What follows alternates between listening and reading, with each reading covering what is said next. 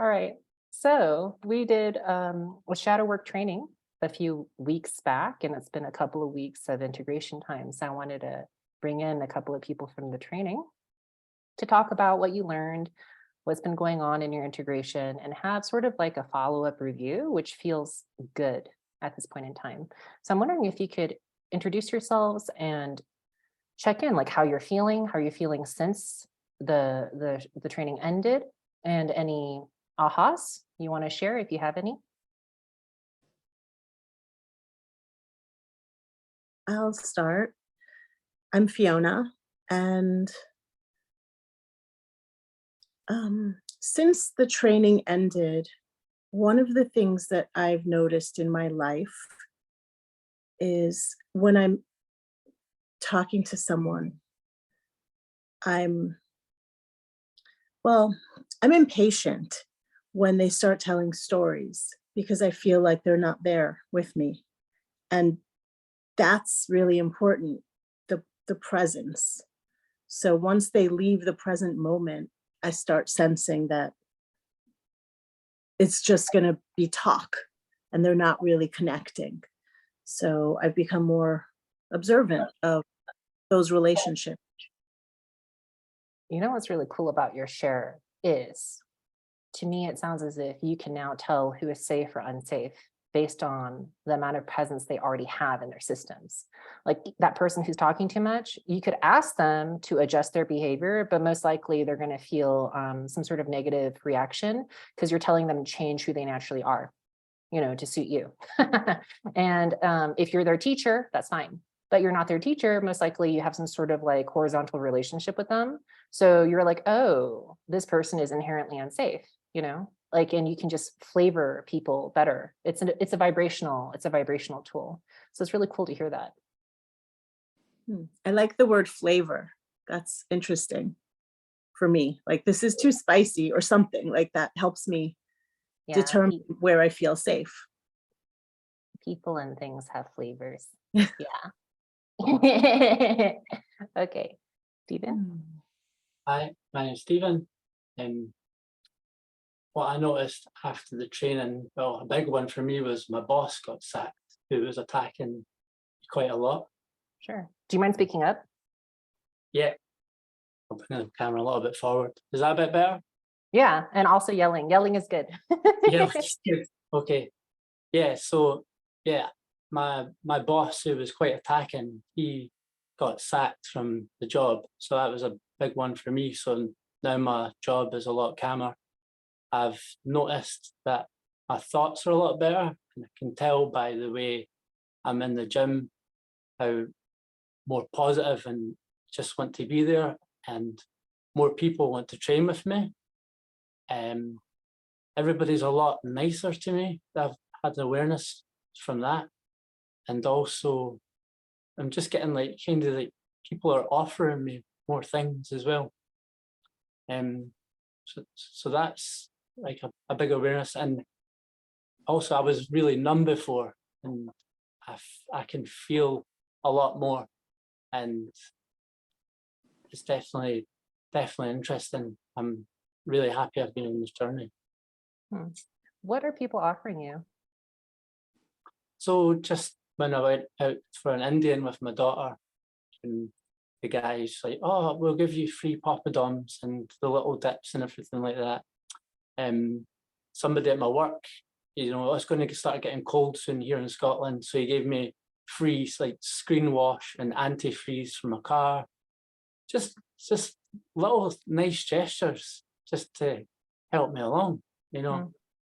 Hmm. And like also like people wanting coming to me and say, "Do you want to train in the gym with me? I'd really like to train with you," and things. And I notice that massively because I'm in the gym quite a lot. So that's nice. Thanks for sharing. Fiona, what would be your diagnosis of Stephen's life? The before and after picture.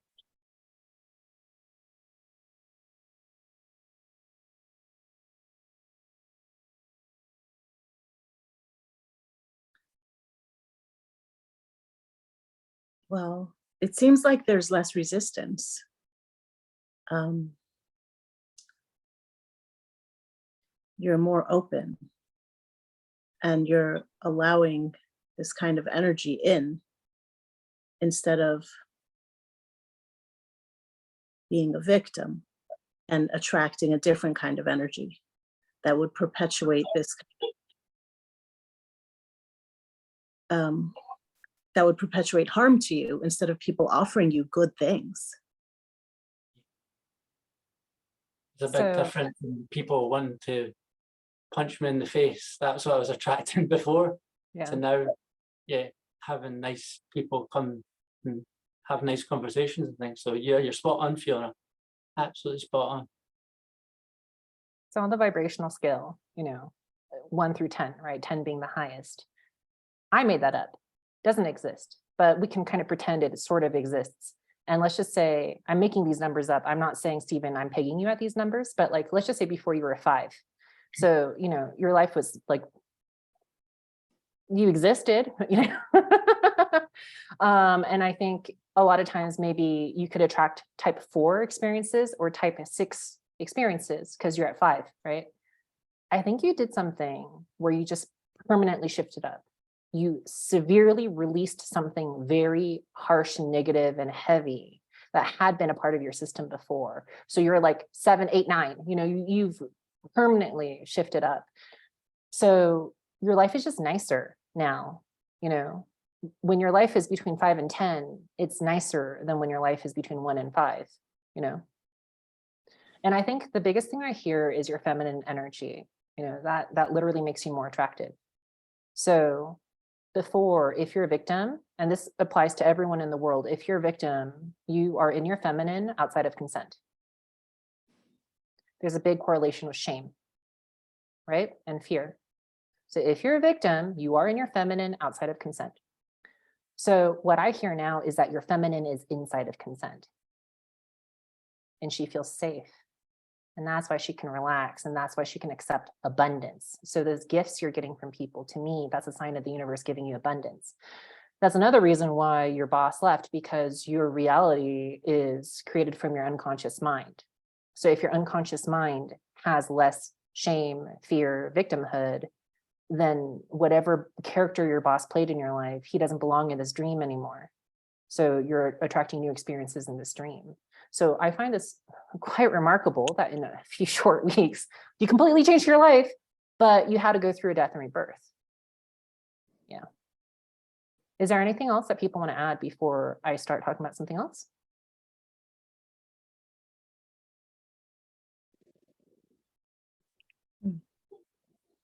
Okay, so something we saw in class, which I think is absolutely remarkable. I think most people in their whole entire lives, even people who study this, don't even know what ego is. And there's many different ways to see ego, depending, are you coming from a Buddhist point of view? Are you coming from a psychological point of view? It depends on what you think ego is. But I do believe that all 3 of us have either witnessed our own egos or other people's egos. We've seen people struggle with their egos. And that when you're in your ego, I'm not doing anything. What are you talking about? Right? That's like that's the default.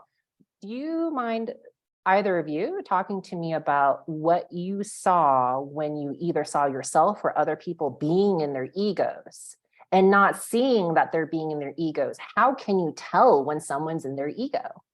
And how could you tell, oh, goddamn, that's their ego? You saw through what they couldn't see for themselves, And maybe you've also had an experience where you went through your ego death and rebirth, or some kind of ego death and rebirth. What happened when you saw that ego and you let it go? So my question is, what is your experience of ego?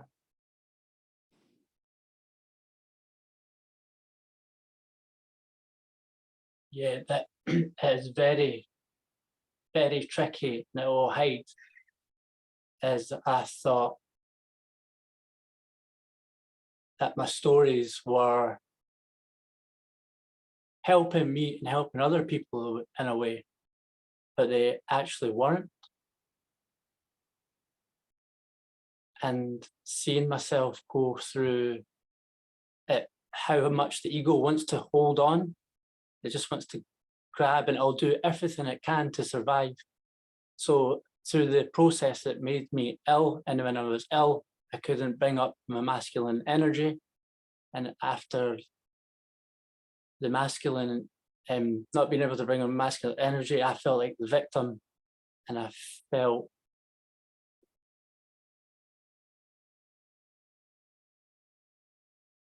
I didn't even, it made me pretend like I didn't know what was going on. And Okay, so I heard you say that ego is pretty much like a parasite on the system, because as you know, biological parasites like you when you're not at 100%, because then they can feed off of you. If you're at 100%, you're probably going to eject the parasite in some kind of way. So if you're at like 85%, perfect. Now I'm a parasite, now I can latch onto you. So your ego likes you being a little bit ill. Your ego likes you being not at 100%, being physically ill, mentally ill, this kind of stuff. And what happened when you just said something like, it made you pretend that you didn't know what was going on? That's fucking insightful, okay? Most people cannot own that.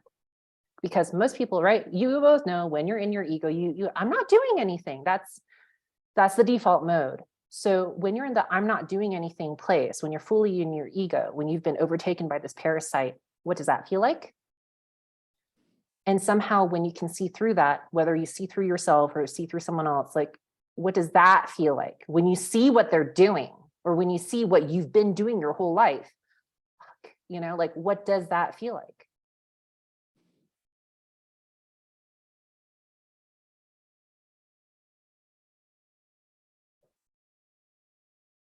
feels like a disgusting energy.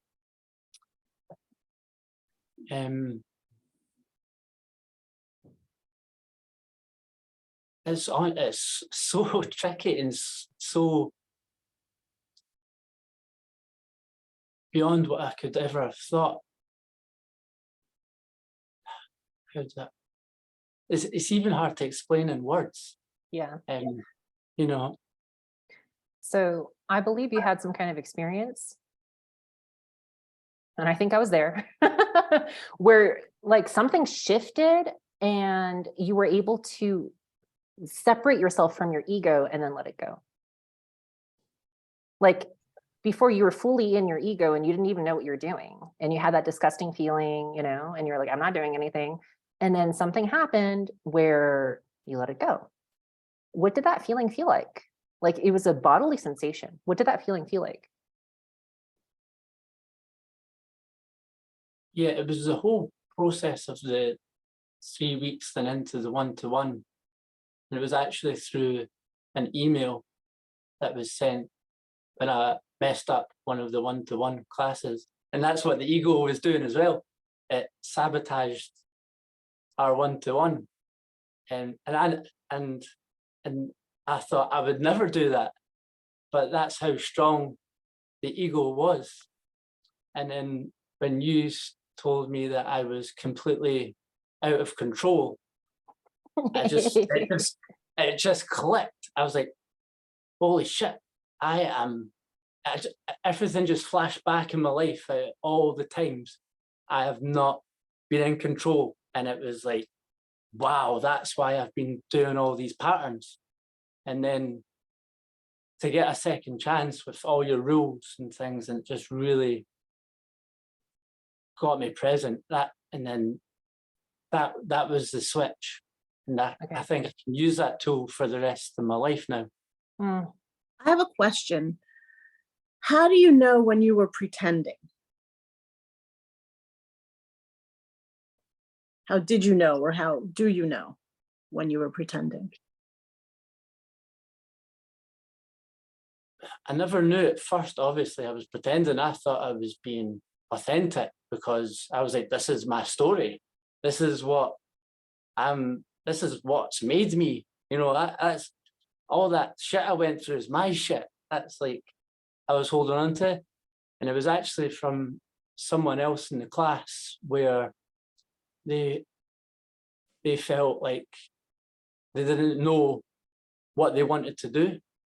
And I seen that and them, And I was like, that is me. And that's what kind of shifted, is being in the group and watching myself through somebody else, not wanting to take the responsibility of getting rid of the ego. And I wanted the responsibility of getting rid of the ego, the part of the ego. Yeah. Okay, so I'm gonna bring it back. So there's this idea of flavors. And in class, you were able to taste everyone's flavors. And many people had similar flavors to your own. It's my personal opinion that when you saw other people's flavors, and probably if I was working with you and pointed out that that person's flavor is your flavor, it's easier for you to taste your own flavor. So that's one idea. The other thing is, I'll make it clear, because I don't know if Fiona, you know, or certainly other people don't know. So the class was set, or the training was set up so that there were group classes and a one-on-one you're supposed to have with me. And Stephen didn't show up for his one-on-one. Yeah, see, that wasn't clear. He just didn't show up. And then he had an excuse or whatever. And to me, that was enough for him to just drop out of the whole training. Like, you're out, you know, because, you know, I have very strong rules about it, attendance and, you know, timeliness, etc. So he definitely wanted a second chance. And so the only way I could see this happening was for him to be able to go through that death and rebirth he had been resisting. In our group class, a big thing happens. Stephen was doing something and there was a lot of resistance. And after that, lots of resistance in the group class, he missed his one-on-one. And so I knew that for any way for this to move forward, he needed to have a real one-on-one with me, like not miss it. And we needed to allow him to go through that death and rebirth he had been resisting. So I had to use my intuition to figure out how to make sure I could guide him through a process that would work for him. And that's why I had a shit ton of stipulations in this session. Obviously, you have to show up and be on time, you know, but you cannot talk about the past. You cannot talk about your family members. You know, you cannot insist on anything. I'm not doing anything is insisting on something. There were tons of stipulations. There's like 3 times as many as what I just mentioned. And I said, if you break any of these stipulations, session's over and you can't come to class. And that's the end of your work with me, like for the rest of this lifetime, you know? And so there was a lot of stakes. So I had to create a male initiation for him to go through because he needed more intention than his ego was strong on his system. That's why that had to be set up that way. We already talked about this in this group a little bit, but we're talking about it a little bit more. We're kind of picking through it. So to me, Stephen, you were saying, oh, I sent you an email calling you out of control. And you're like, oh shit. You know, to me, that like separated you from your ego a little bit. You saw it. You saw it a little bit, especially I think because you saw other people out of control in class also. You're like, oh shit. You know the flavor of out of control. You just didn't know that, right? Then we have our one-on-one where you have to build up all this life force energy and masculinity to go through the initiation as I set up for you. And you did, and you passed with flying colors. And what happened during that one-on-one was a particular time where you were having a particular feeling that I encouraged you to release through your body in a particular way. And I believe that that was the huge breakthrough, because basically your ego is capping down a feeling you don't want to have. I mean, what are egos? You know, how are they formed? Like basically you are little, you are traumatized.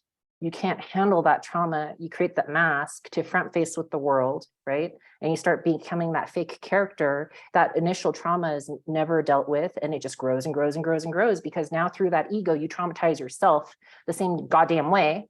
So it's just like stuck in your system. So this heavy energy, Stephen, in your case, that heavy energy, it came to the surface, I believe, during the one-on-one, and we helped you physically release it. Like just physically release the energy. And then you're like literally lighter, you're literally more attractive, you're literally more in your feminine, right? And you're literally more in your masculine also.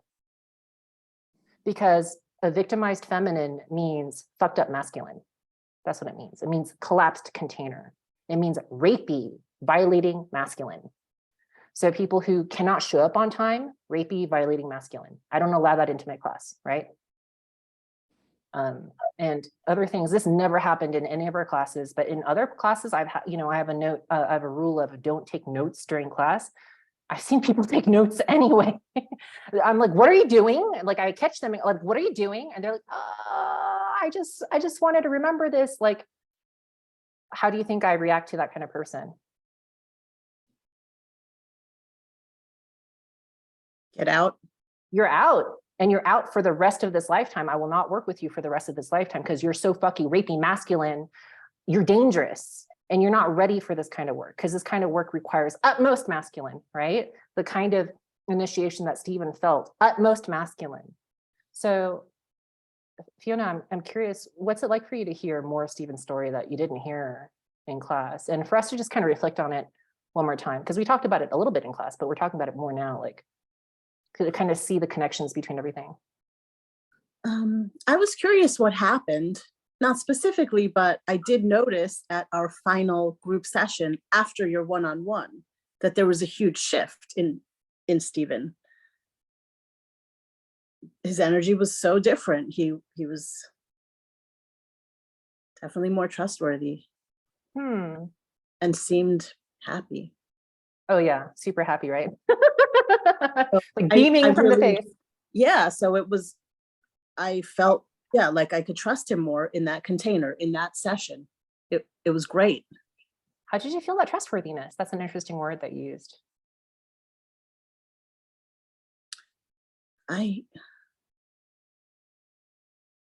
That's the feeling that I was getting in the group sessions.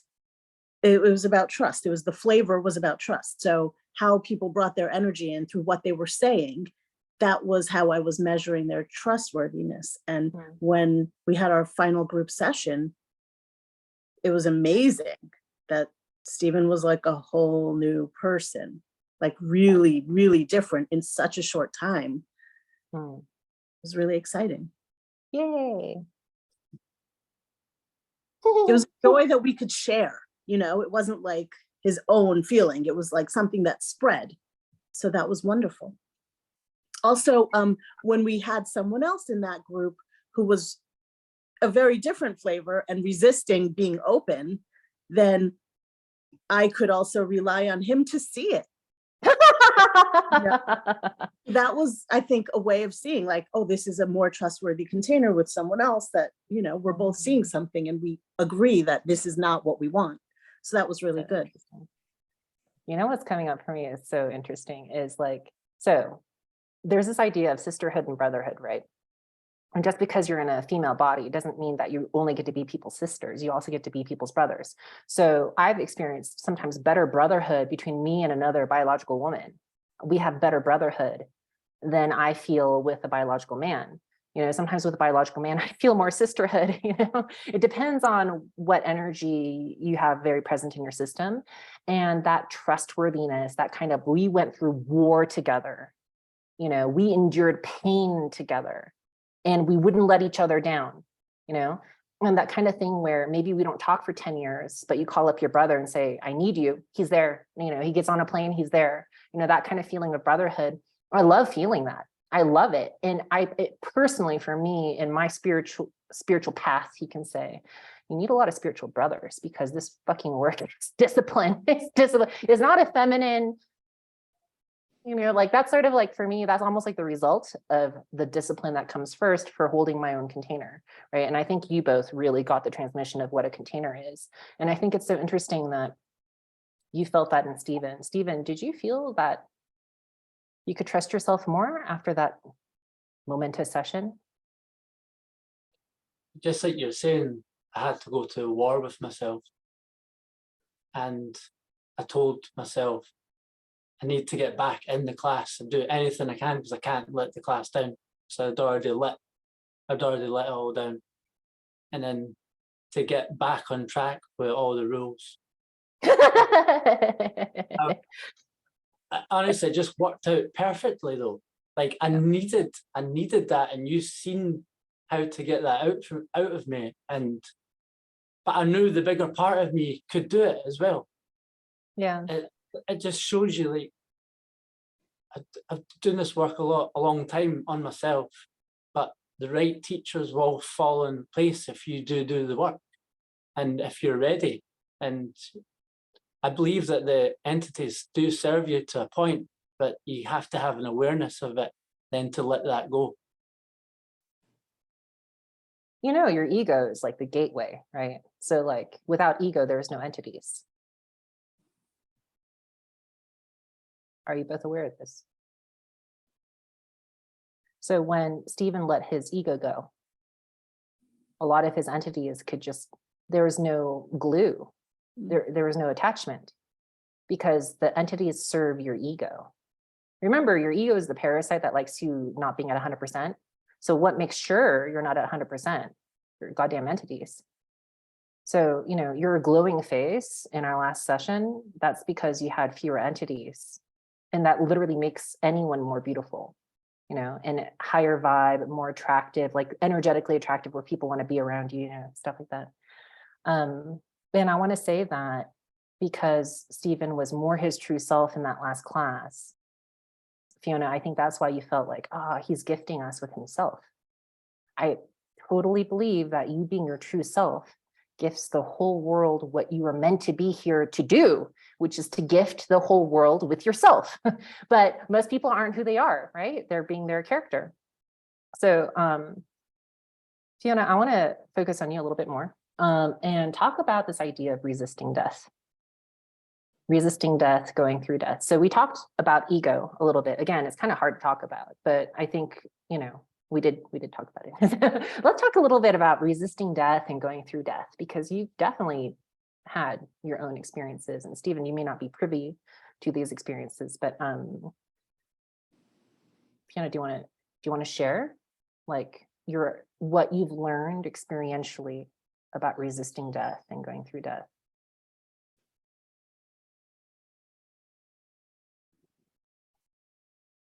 I think this is why I also asked about pretending. Like when you're at that state where you know why you're holding on to something and what is holding on to something, because there's that, like, I see I'm resisting change by holding on to certain feelings or stories. And I know that there's something that is holding on to it. So there's this awareness that's separate from it, like that's aware of the pretense, you know. It becomes a struggle, really, like trusting myself, like you were saying, going to war with yourself, reaching a limit where you know if you don't change, it's like giving up. Oh yeah. No, seriously, I'm going to be serious. There are many people in life who are not savable because they've made too many life decisions orientating them towards evil and death. So they are way lost in their character, in their evil mask, and they have way too many entities, and there's just no way out. And, you know, many people have made these decisions. And I do think there's a window for shadow work. I do think so.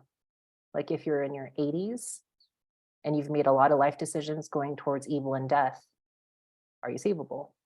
Yeah, I mean, obviously there's totally a chance. There's a chance, but you can imagine how much life force energy and how much determination this person would need. I want to go back to the idea of Stephen and all of that, all of the rules I gave him. So basically those rules, I observed him and tracked him and noticed every single way in which his ego disrupted sessions. So every single one of those rules, it's like, you're not allowed to do this, like all 10 ways he would disrupt his own sessions. That is how I came up with those rules. And as a result, he needed to have a lot of determination to have an authentic experience with me as a fellow human being in our intuitions. And that, in my opinion, is what allowed him to go through his ego death and rebirth. It's just an authentic experience, but with a lot of determination, you know? And you know what I think is really interesting is this idea of value. I had to uphold some kind of value, you know, the value of the class. Hey, you can't come back if you act like that. You know, I uphold the value of the class. I'm the gatekeeper. Also, my own self-value. I don't want to interact with you if you act like that. I'm letting go of this call. I'm letting go of you forever if you act like that. So he needed to act in a masculine that would uphold that value that I held. So there had to be some sort of self-respect coming from me that he had to go, oh shit, okay, that's how you respect yourself. Oh, okay. So that's what gave him like a goal to reach. Whereas if I didn't have that self-respect, he would have no goal to reach and he wouldn't have had an initiation. So I feel like these subjects have something to do with what you're talking about, Fiona, like self-respect, value, things like consequences. Like I gave Stephen huge consequences. That was the only way for him to show up, right? Because he was doing spiritual warfare. It was life and death, seriously, because if he somehow like failed in this class, who knows how he would have been able to live the rest of his life. So like, I mean, he would have lived it, but like, Fiona, what you're talking about, that kind of like pretend and how do you know, and this thing that's holding on and everything like that. I feel like that's the moment that happens before people commit to winning the war. Does that make sense? Yeah. Yeah, when you're like, but I'm gaining a lot from being in my evil place. I'm gaining a relationship with this person. My boss likes me. I'm making a lot of money. All these things that people excuse staying in their evil. You have a look on your face. Yeah. It would be great if we all had rules, because there's a lot that I think I unconsciously hold on to, Yeah. relationships, certain, that I excused.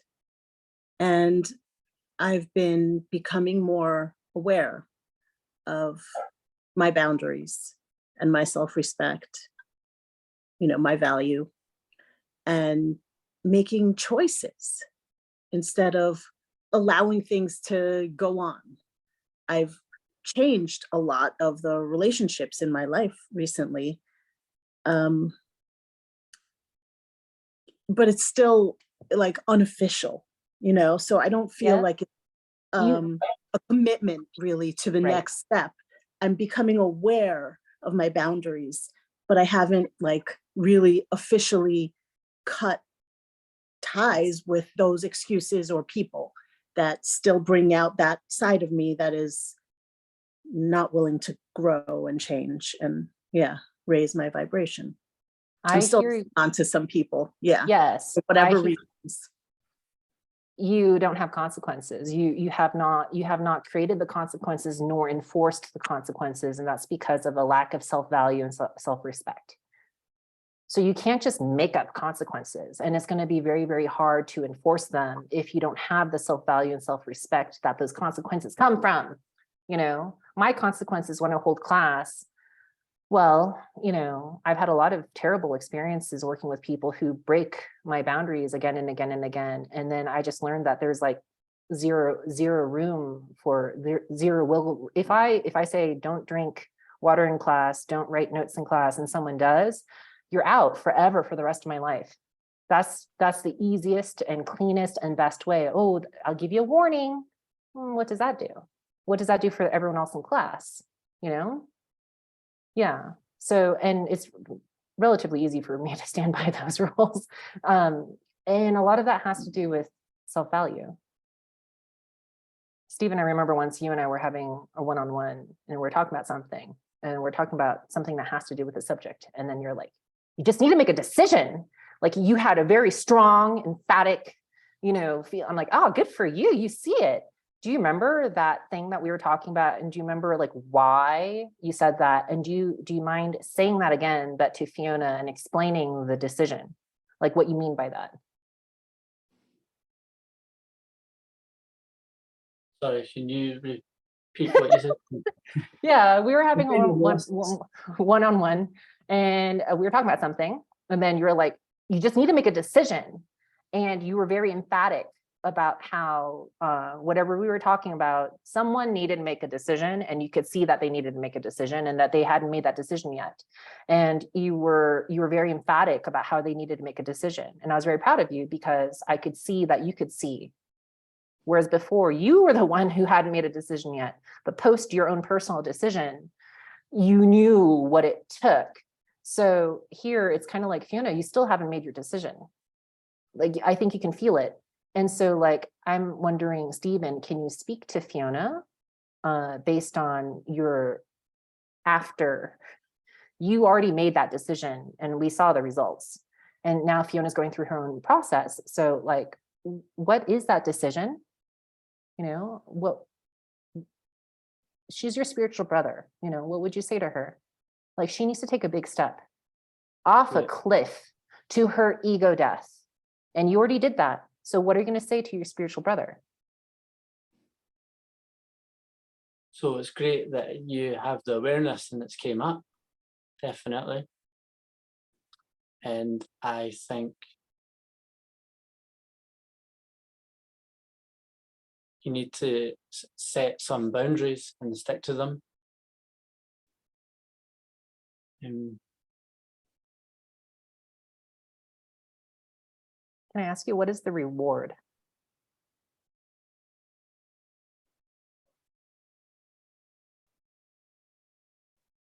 That you feel responsible for yourself and you start valuing yourself more.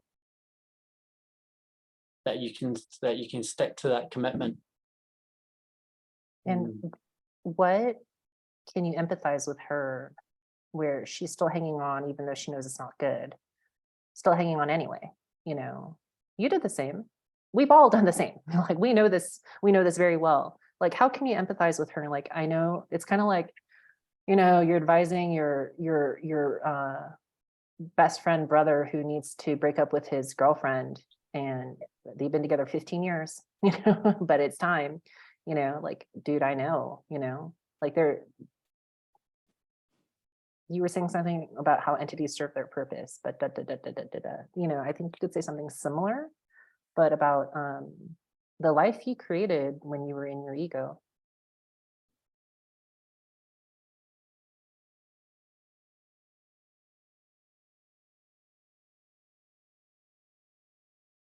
So I see the entity there, and you need to make a decision. And to make that decision, you need to find a way to follow through with it. And if you want to follow through with it and you feel you really want to do it, I would suggest that anoint her. I think you'd be really good at helping her if she really wants to make that decision, to then set the boundaries if she's unsure about the boundaries. That's what's coming up for me at the moment, because I feel that in myself at the moment with a few decisions I need to actually make. And I've spoke to you about them as well, which we're actually experiencing the same thing at the moment, Fiona, because there's relationships in my life that are not serving me, and I'm giving a whole lot of energy to it. And I know right now that I need to make that decision. And if I don't go through that and I get weak, then that entity is going to come back even stronger and it's going to hold on even more. So you're allowed to live the way you are, or you can make that decision and really go and change your life and make that next step. This is what I heard in what you said. Yeah, go ahead. Yeah. Oh, the next step is the hard part. Like, I'm ready to make a decision. I know that I'm not going to go back. I'm not going to go backwards. And I'm seeing the direction I want to go in. I don't really know what consequences to even consider right now. Yeah, Fiona, by the way, you're kind of in your mind. You're saying good stuff. The words are good. It's, you know, it's the flavor. The flavor, you're kind of, okay, so this is what I want to say. Your ego very quickly takes over your healing process. So whatever is good for you that would even kill your ego will hijack that and then be in control of that process. So it's kind of like you have a mole in your organization and you put the mole in charge of the internal investigation to find out who's the mole. That's what's happening. And I feel it in your voice. Do you know what I'm saying? Mm. Stephen, do you hear it in Fiona's voice? It's okay if you don't, but do you? I can actually feel it. because I feel part of for what she's saying. I Okay. totally understand. Yeah. So I'm just letting you know, Fiona, that, I think you already know the principle of your ego taking over your process. I think you're familiar with that, but I'm just saying, hey, it's happening right now. It's happening right now. Just a second.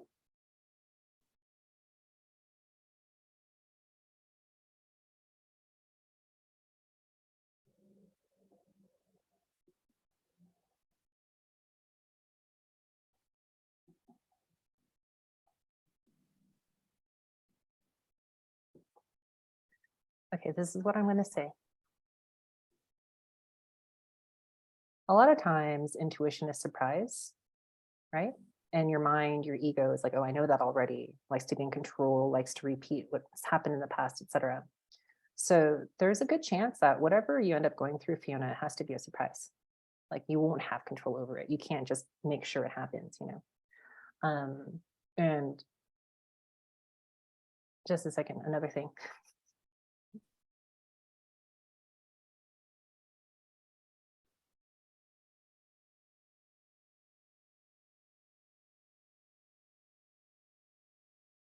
Okay, I'll say the other thing. So the other thing I feel right now, which you can take or leave, is this process cannot happen until you get to that point where you really decide that your inner child is worth saving no matter what, even if you burn every single bridge you've ever made in your whole entire life. You have to start off on a deserted island with $1 in your pocket that doesn't even mean anything on the deserted island. If you're willing to do that for your inner child, oh, this process will be very easy. But until you get to that point, your ego will necessarily prefer all of the relationships you've kept that feed your ego, feed your entities, keep you at 85%, because that is how your ego survives on your body as a parasite. You have to be at 85%. So if you're addicted to the 85%, there's nothing we can do for you. And we could talk to you about it for hours. It doesn't matter, but there has to be a surprise, and that surprise will go well if you've already gotten to that internal place where you value your inner child no matter what. And I think what happened with Stephen, for example, is he had dug himself into such a bad hole that the decision became very clear and the stakes were very, very high. You're not there yet. You haven't gotten yourself to a crisis point yet, and that's okay.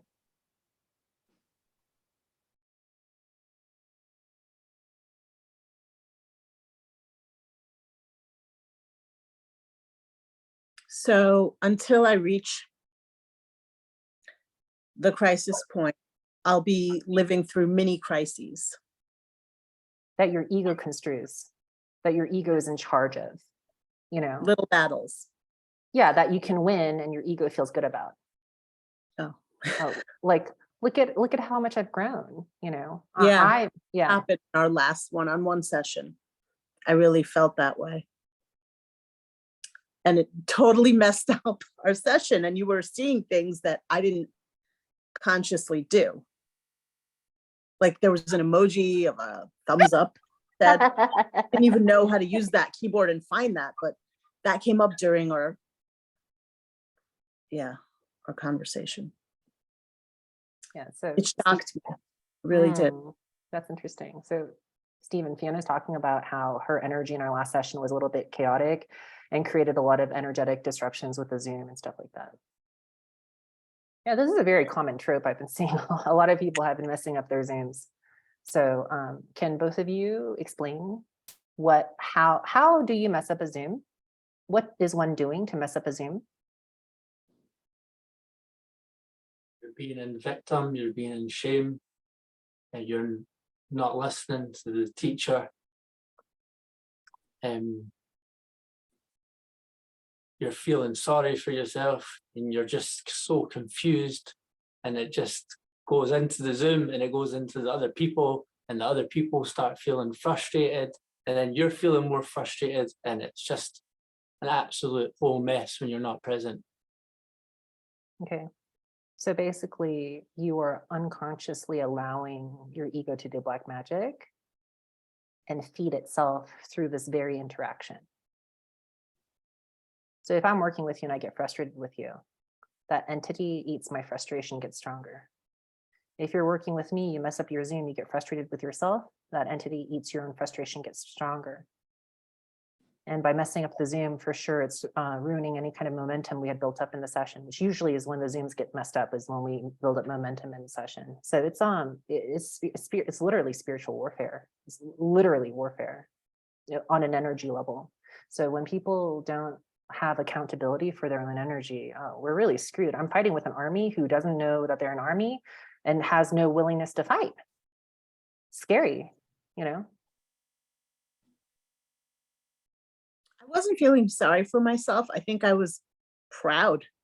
You know, it was a different energy, but it was like similar to resisting the momentum of the conversation. It's like, oh yeah, I'm doing so great, you know, like what? So I came in from a different angle, like thinking, oh, I'm healing myself. So remember the victim is the feminine outside of consent. The self-aggrandizement is the masculine outside of consent.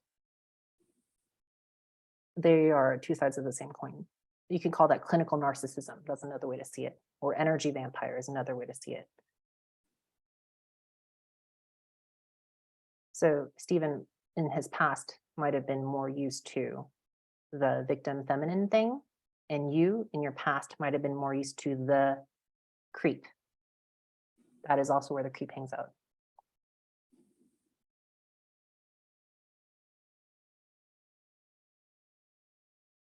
I'm going to switch gears, see what happens. So I'm curious, yeah, what you both would say to this person who left a comment on one of my YouTube videos. So I'm just going to read it out loud and you just comment how you want. Thanks for the video. I do identify with much of it, but my question is, how does one deal with situations where one cannot set up boundaries, like going to work and interacting with people, and that may not respect your boundaries? The same goes with families too. I often hear advice to cut out people in situations that do not serve you, as it is all black and white. But in my experience, people and situations change from moment to moment. The person who you may feel you need to cut out one day may turn out to be someone who gives you an important life lesson the next day if you are open to it. Anyway, I guess my question is how to sculpt the world so that it honors yourself when you're trying to live practically in it. Yeah, it feels like they're focusing on everybody else in their life apart from themselves. That's what I get to that. And it's just when you focus on everybody else in your life and you're judging and comparing every single moment what everybody else is doing, you're not looking at yourself inwards. And that just seems so confusing. Yeah. There's also, I agree with you about looking at other people and how should I judge them? And also it seems very focused on what if, like in the future, what if someone is good? What if someone is bad? How about right now? How about set your boundaries in the present? So you have boundaries.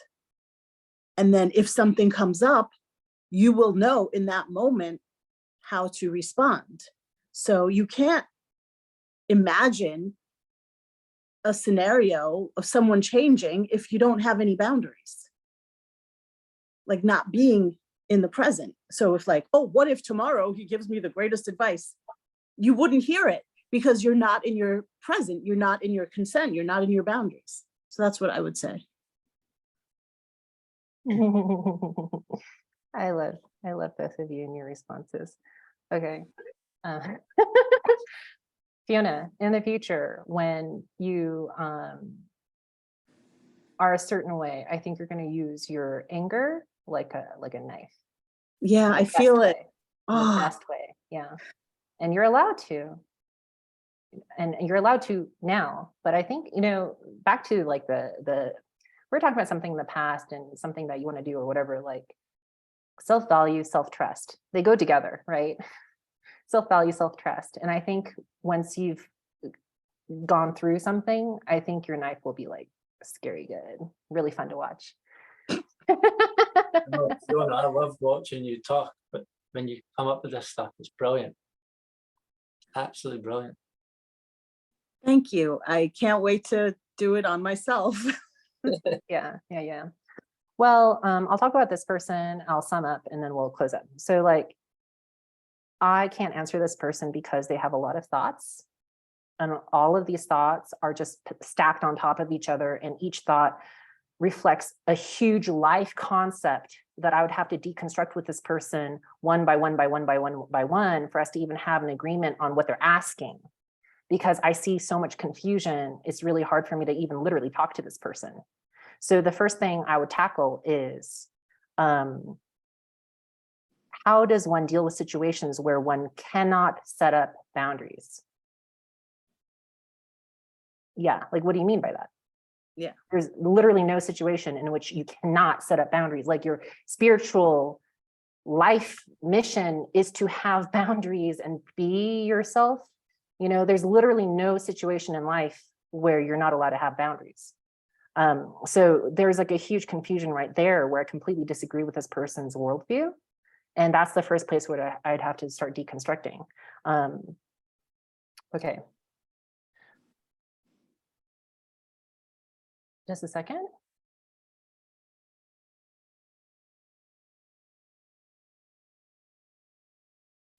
All right, so I'll just make a concluding statement and then I'll ask you both for your conclusions. What came up today for me that we didn't really get into, but it came up, is this idea of self-immolation. Like the phoenix burning itself on purpose to be reborn, right? It's just a cyclical thing that it does. And if you're a phoenix and you're afraid to self-immolate, you're not being a phoenix, right? You're doing something else. You're a phoenix with an entity. And I think that fearlessness of like walking into the fire is something that we could talk about, you know, but I think it's highly necessary in this process. And it's just a part of being your true self.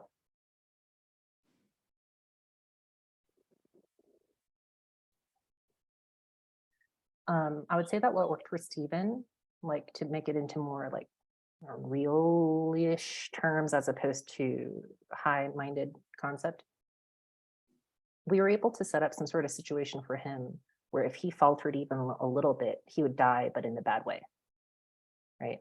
But if he walks through, the process itself was a self-immolation process. And I think you saw the results.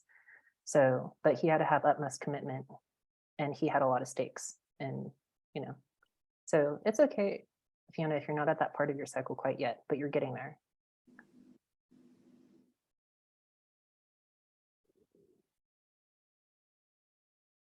Do you two have anything to add? What are your conclusions for today? Do you have any closing statements? Any ahas?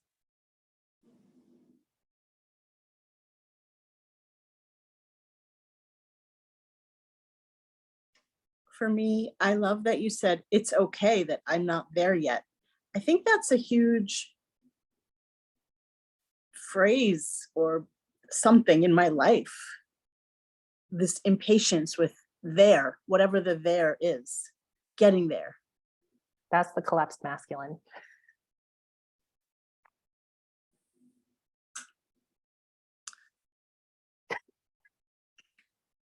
Okay. Getting there, being there is okay. What was it like to hear me say that? It was great. It was kind. It was patient. And it took away the panic, the rush of having to already understand everything and figure it out and be where I want to be because I'm not. There was so much to it. And it was like peace to hear that. Okay, it's okay. This is where you are right now. Fine.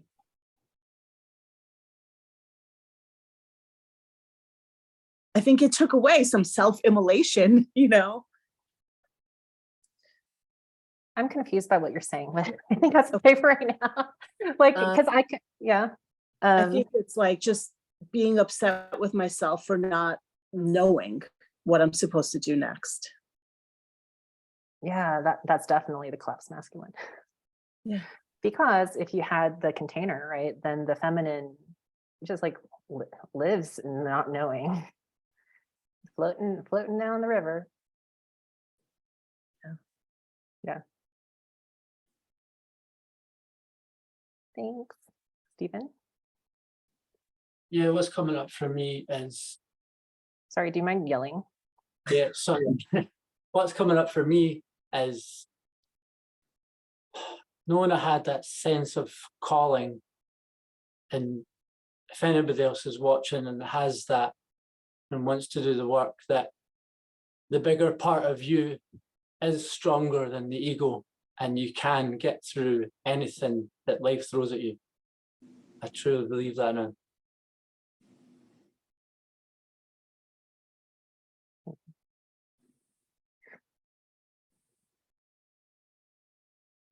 Anything else from anyone?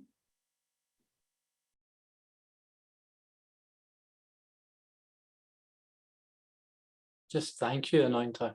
It's been a journey. Oh, you're And very, very welcome. yeah, I am grateful, and I'm grateful that I have the opportunity to learn more now from all this. Thank you so much. And Fiona, it's been amazing to watch you and your journey as well. And you're just going to get it. I see it already. I think you do, Anointer, as well.